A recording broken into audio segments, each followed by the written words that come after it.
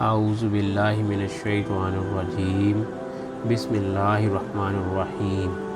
السلام علیکم to all members. آج سے ہم ایک سیریز شروع کر رہے ہیں جس میں ہم روزمرہ زندگی کے جو شرعی مسائل ہیں وہ سیکھیں گے، اور ہم ڈیلی ایک مسئلے پہ ویڈیو بنائیں گے اور آپ کو بتائیں گے۔ تو مزید ویڈیوز کے لیے، مزید مسائل سیکھنے کے لیے ہمارے چینل کو سبسکرائب کریں۔ آج ہم شروع کرتے ہیں کہ رمضان کا مہینہ چل رہا ہے، تو اکثر ہمارے ذہن میں آتا ہے کہ اگر ہم نے دعا نہیں پڑھی یا لیٹ پڑھی ہے تو اس سے کیا ہمارا روزہ ہوگا یا نہیں ہوگا،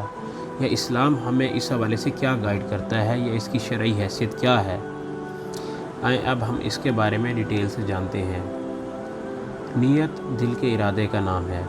حضور پاک صلی اللہ علیہ وسلم کے دور میں یہ الفاظ نہیں ملتے، کیونکہ صحابہ کرام جب سحری کرتے تھے تو وہ یہ دعا نہیں پڑھتے تھے، صرف نیت کرتے تھے کہ انہوں نے روزہ رکھنا ہے۔ کیونکہ وہ متقی پرہیزگار تھے، ان کا ہر وقت خیال عبادت کی طرف رہتا تھا، تو جب بھی وہ روزہ رکھتے تھے تو بالکل خالص نیت سے رکھتے تھے،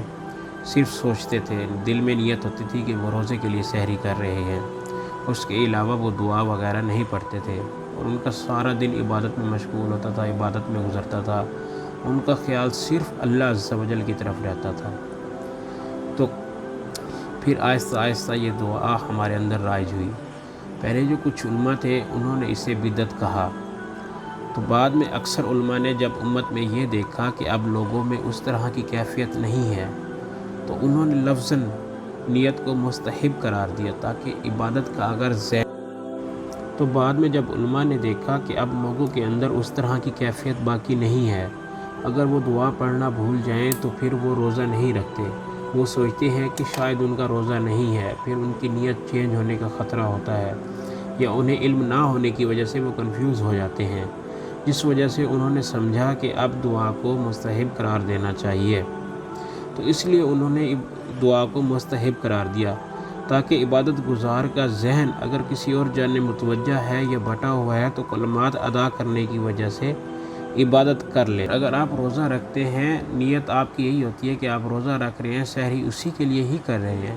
اگر آپ دعا نہ بھی پڑھیں، بھول جائیں تو کوئی ایشو نہیں ہے، آپ کی جو دعا ہے، نیت ہے، وہ قبول ہوگی، آپ کو روزے کا وہی اجر و ثواب ملے گا جو آپ دعا پڑھیں گے تو جتنا اجر و ثواب ملتا ہے ویسے ہی